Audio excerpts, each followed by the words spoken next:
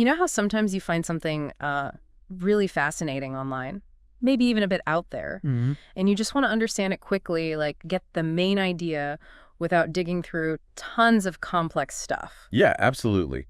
That's what we aim for here. So today, you sent over some really interesting material. It's from the International Limb Lengthening Center of Iran, all about, well, limb lengthening surgery. Right. Quite a topic. Definitely.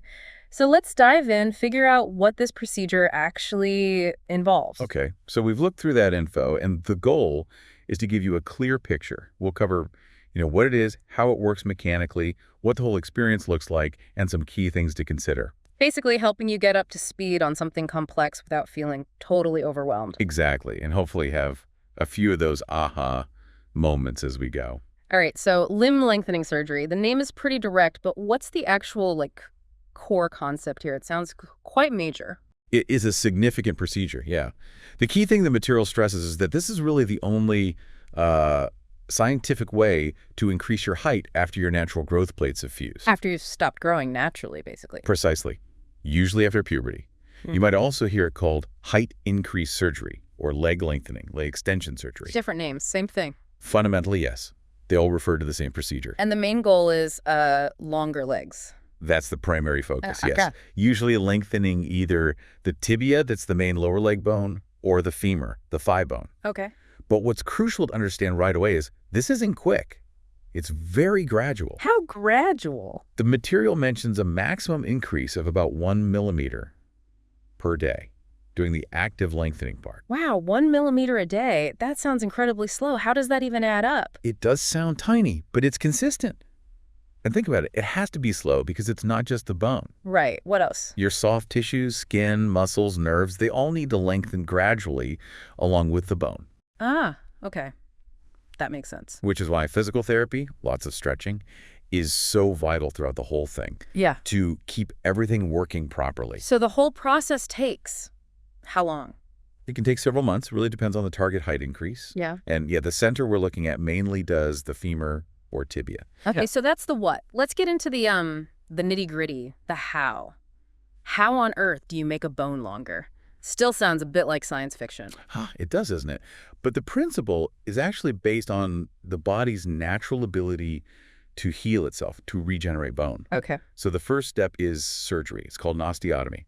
Basically, the surgeon makes a very precise cut through the bone. To cut the bone. Okay, that way. Then, specialized orthopedic devices are attached to those bone segments. These devices are what allow for that controlled, very gradual separation. And these devices, the source mentioned internal and external ones. What's the difference? Yeah, that's important.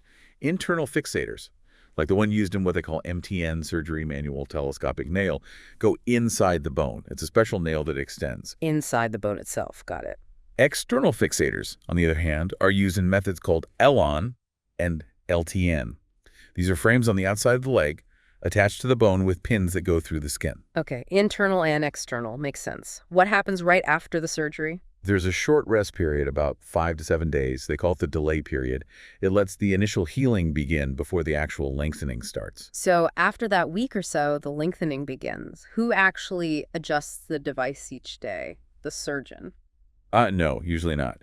The patient themselves, or maybe a family member, is trained to make these small daily adjustments. The patient does it. Wow. Yeah. And it's that very gradual separation, that 1 millimeter a day roughly, might be slightly less for the tibia, like 0.75 millimeter, maybe 1 millimeter for the femur or arm. Right. That signals the body to start filling the gap with new bone. They call it regenerated bone. So the body builds new bone in the space being created. Exactly. And that slow, steady pull also encourages the soft tissues around it to stretch and adapt at the same pace. And how much actual length are we talking per month on average? The information suggests about 1 inch, so roughly 2.5 centimeters per month during this active growing phase. Okay. And you need checkups during this time, I assume. Oh, definitely. Visits to the doctor about twice a month. They do x-rays to check how the new bone is forming, make sure everything's on track. Sometimes they might tweak the lengthening speed a little. And physiotherapy. Crucial. About twice a week during this phase, maybe more depending.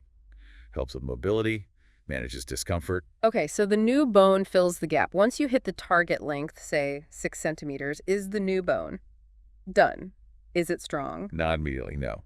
That's the next stage of the consolidation phase. Consolidation. Meaning meaning the new regenerated bone needs time to harden, to mature, become as strong as the original bone. How long does that take? Well, the source gives an example.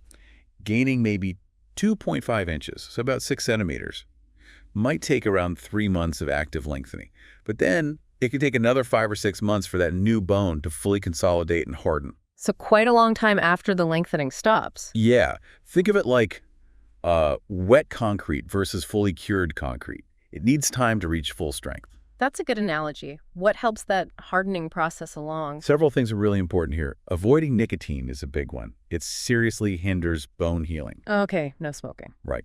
Also, a protein-rich diet, plus taking the prescribed vitamin and mineral supplements, they provide the building blocks. Makes sense. Anything else? Interestingly, putting weight on a limb, carefully, with crutches or a walker as advised, actually stimulates the bone to get stronger and remodel itself. So walking actually helps it harden. Yes, control weight bearing does. And depending on the device used, what happens after might differ slightly. Like with external fixators, sometimes a temporary cast or brace might be used for a bit after it's removed. But maybe not with the internal ones. Typically not required after removing an internal device, according to the source. We mentioned those methods, MTN, LNN, LATN. The source said the choice depends on the person's condition. Can you give us a quick highlight for each? Sure. So MTN manual telescopic nail, that's the one with the internal nail, lengthened from inside. It's a single surgery. A potential plus is maybe less risk of pin infection since it's all internal. Okay. LNN. Elan is lengthening over nail. It starts with an external fixator doing the lengthening work, but then later an internal nail is put in for stability once you reach the desired length. Allows for very fine-tuned external adjustments. And the LNN? Lengthening and then nailing. Yeah. Similar external fixator first for the lengthening, then an internal nail is inserted in a second surgery. One potential benefit to mention is maybe not needing a cast afterwards. So the surgeon figures out which is best for you. Right, based on your specific situation. Now the big question, I'm sure, how much taller can someone actually get? Or are we talking like a subtle change or something really significant? Yeah, that's always the key question. The information gives pretty realistic expectations based on the research and experience that the doctor mentioned, Dr. Motallebizadeh. Okay. Their research, published back in 2014, suggests they prefer aiming for about 6 centimeters of increase per surgery. 6 centimeters, so about 2.5 inches? Roughly, yes. They find that increases around 5 to 6 centimeters per surgery on either the tibia or the femur are generally achievable and considered safe. But what if someone wants more than that? Can you do it twice? Yes, a second surgery is possible, usually on the other bone. So if you did the tibia first, you could do the femur later, or vice versa. Ah, I see. And doing that, the source suggests a total increase of maybe 10 to 12 centimeters is potentially feasible. That's around 4 to 5 inches total. Okay, 10 to 12 centimeters total. That's quite significant. It is. They do mention that in the past, maybe larger amounts were tried, like 7 centimeters in one go, or 14 centimeters total. But they don't do that now. It seems Dr. Motallebizadeh adjusted the protocol down to 6 centimeters per surgery, 12 centimeters total, based on a lot of cases, over 500 over 21 years, apparently, to try and minimize complications and the need for extra surgeries. So 6 centimeters per surgery is considered the safer, well-researched target now. That seems to be the takeaway, yes. Okay. That gives a clear idea of the potential height gain. Now, the source also lays out the whole sort of patient journey or workflow at this specific center in Iran. It starts online. Correct. The first step is usually an online consultation. You reach out via their website or WhatsApp, Instagram. Who do you talk to? It sounds like it's directly with Dr. Motallebizadeh. The goal is to explain everything, the good, the bad, the potential difficulties, the benefits. And they mentioned something about talking to previous patients. Yes, that seems a key part of their counseling. They offer the chance to connect with people who've already had the surgery, maybe by phone or even meeting them. That sounds really helpful for managing expectations and, well, stress. Absolutely, to get a real firsthand account. But ultimately, they stress the final decision to go ahead is completely up to the individual after getting all that info. Right. So after the online chat, what's next? Then come the basic physical checks, measuring height, weight, getting x-rays to look closely at the bone structure, and alignment. Checking things like how you walk? Yeah, walking pattern, any knee issues, just getting a full picture of your physical condition. Yeah. And preparing all the specific equipment needed for your case. Then the surgery itself. What about anesthesia? And how long are these operations? They mentioned 2 options. local anesthesia, so numb from the waist down, or general anesthesia, fully asleep. Okay. As for time, the LN method, that first stage with the osteotomy and external fixator, about an hour for both legs, And the second LNN stage. where they remove the external part and put in the internal nail. That's longer, about 2.5 hours. And they note, interestingly, no fiberglass cast usually needed after that specific method. What about the MTN method, the internal nail one? That's a single surgery, and it takes around 3 hours. Okay. Surgery's done. What about pain right afterwards, and how long are you in the hospital?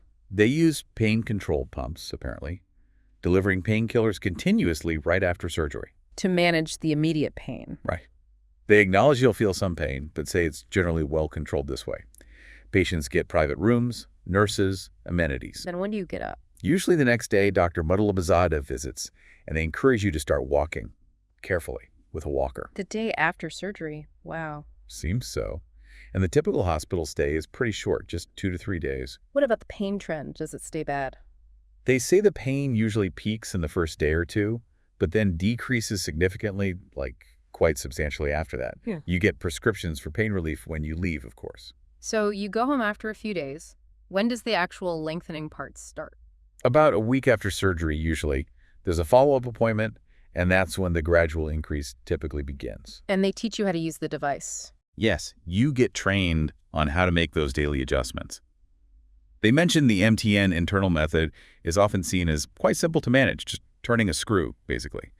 Maybe easier than adjusting some external frames like Elon. Got it. And then life during the growth period, those months of lengthening, what's that like? It involves regular follow-ups, doctor visits every 2 weeks or so, with x-rays each time to keep a close eye on that new bone formation. Making sure it's growing correctly. Exactly. And physiotherapy is constant, like 3 to 5 times a week, depending on how you're doing. Helps with pain, flexibility, muscle strength. Any other checks? Yeah, they mention blood tests every couple of months, too, just to check on factors related to bone health and formation. And this goes on until you reach the target, like the 6 centimeter. Right, until the goal is reached. And for the MTN method, once lengthening is done, they remove the internal screw part that did the extending.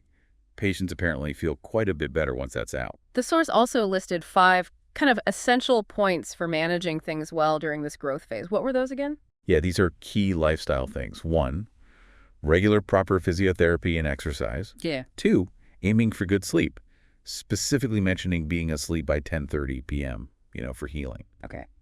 3, healthy diet. 4, strictly avoiding alcohol and smoking, big impact on bone healing. Right, we mentioned smoking earlier. Alcohol too. And 5, managing stress levels.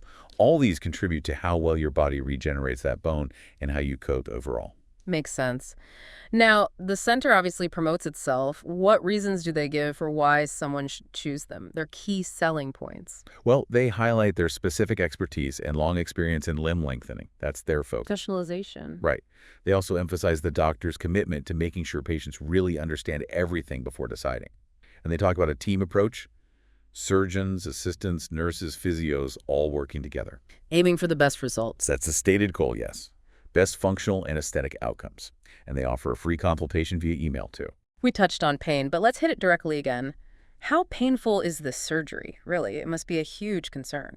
It definitely is. The source addresses it again, saying, yeah, the first 1 or 2 days after surgery are the toughest, pain-wise. But manageable. They emphasize it as manageable with the pain control methods they use.